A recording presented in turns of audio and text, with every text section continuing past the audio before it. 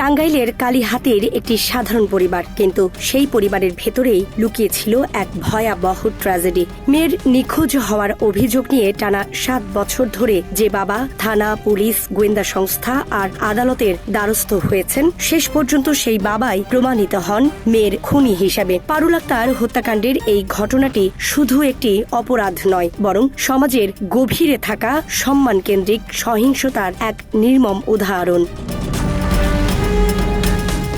পারুল আক্তার 2012 সালের 28 মে পরিবারের অমতে একই গ্রামের নাসির উদ্দিনকে বিয়ে করে বাড়ি ছাড়েন। এই বিয়ে পরিবার মেনে নেয়নি, বিশেষ করে তার বাবা মোহাম্মদ কুদ্দুস মিয়া বিষয়টিকে নিজের সামাজিক মর্যাদার উপর আঘাত হিসাবে দেখেন। এরপর প্রায় 3 বছর পারুল ও তার পরিবারের মধ্যে কোনো যোগাযোগ ছিল না। পারুল ও তার স্বামী ঢাকার আশুলিয়ার জামগড়া এলাকায় একটি পোশাক কারখানায় কাজ করতেন, কিন্তু স্বল্প আয়ে সংসার চালানো কঠিন হয়ে পড়ে। আর্থিক টানাপোড়েন থেকে দাম্পত্য কলহ বাড়তে থাকে।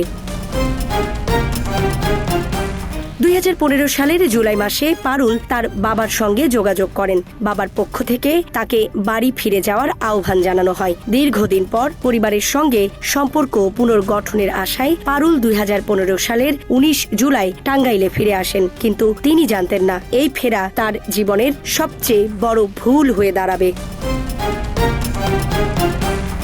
তদন্তে উঠে এসেছে, মেয়ের ফিরে আসার খবর পাওয়ার পর থেকেই কুদ্দুস মিয়া ভেতরে ভেতরে প্রতিশোধের পরিকল্পনা করতে থাকেন। তার ধারণা ছিল পারুলের পালিয়ে বিয়ে করার কারণে সমাজে তার সম্মানহানি হয়েছে। সেই ক্ষোভ থেকেই তিনি মেয়েকে হত্যার সিদ্ধান্ত নেন। পরিকল্পনা বাস্তবায়নে তিনি যুক্ত করেন তার পরিচিত অপরাধী মোকাদ্দেস ওরফে মোকা ডাকাতকে। মোকাদ্দেস দীর্ঘদিন ধরে বিভিন্ন অপরাধে জড়িত ছিলেন এবং জয়পুরহাটের 5 বিবি উপজেলার কলন্দপুর এলাকায় তার শ্বশুর বাড়ি থাকায় জায়গাটির নির্জনতা সম্পর্কে ভালো ধারণা ছিল তার। পরিকল্পনা অনুযায়ী কুদ্দুস মিয়া মেয়েকে বলেন তাকে নতুন করে ভালো পাত্রের সঙ্গে বিয়ে দেয়া হবে। এই প্রলোভনে পারুলকে 2015 সালের 22 জুলাই জয়পুরহাটে নিয়ে যাওয়া হয়। রাতের বেলা তাকে কলন্দপুর গ্রামের তুলসী গঙ্গা নদীর পাড়ে নেওয়া হয়। সেখানে আগে থেকেই উপস্থিত ছিলেন মোকাদ্দেস। পারুলের হাত পা ওড়না দিয়ে বেঁধে ফেলা হয়। তারপর গলায় গামছা পেঁচিয়ে শ্বাস রোধ করে হত্যা করেন তার নিজের বাবা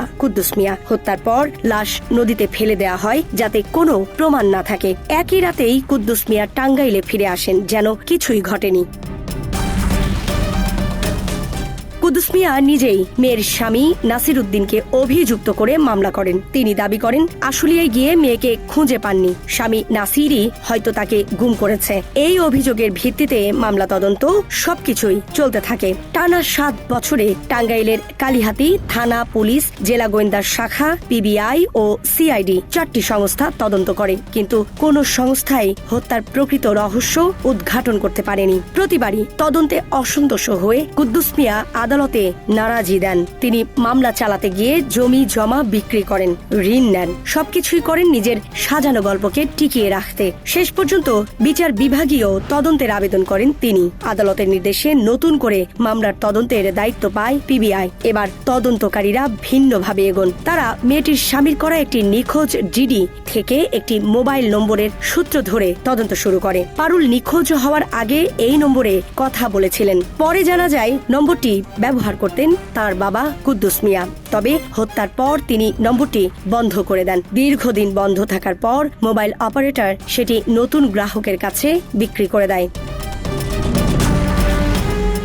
পিবিআই তদন্তকারীকে প্রায় 7.5 বছর পর এই নম্বরের সূত্র ধরে আবার তদন্ত শুরু করে। পরিবারের 22 জন সদস্যকে জিজ্ঞাসাবাদ করা হয়। এক পর্যায়ে নিশ্চিত হওয়া যায় নম্বরটি কুদ্দুস মিয়ারই ছিল। এরপর তাকে ব্যাপক জিজ্ঞাসাবাদ করা হলে তিনি ভেঙে পড়েন এবং হত্যার দায় স্বীকার করেন।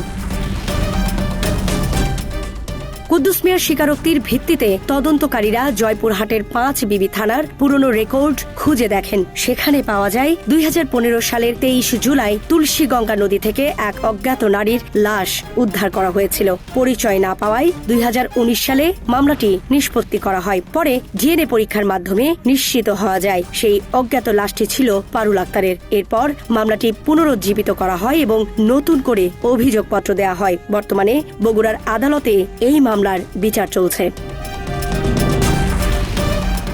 তদন্তকারীরা বলছেন এটি একটি অনার কিলিং, যেখানে পরিবারের তথাকথিত সম্মান রক্ষার নামে নিজের সন্তানকেও হত্যা করা হয়। দক্ষিণ এশিয়ার কিছু দেশে, বিশেষ করে পাকিস্তান ও ভারতের কিছু অঞ্চলে এ ধরনের ঘটনা বেশি দেখা যায়। বাংলাদেশে এমন ঘটনা তুলনামূলক কম হলেও একেবারে নেই তা নয়, বিচ্ছিন্নভাবে ঘটছে।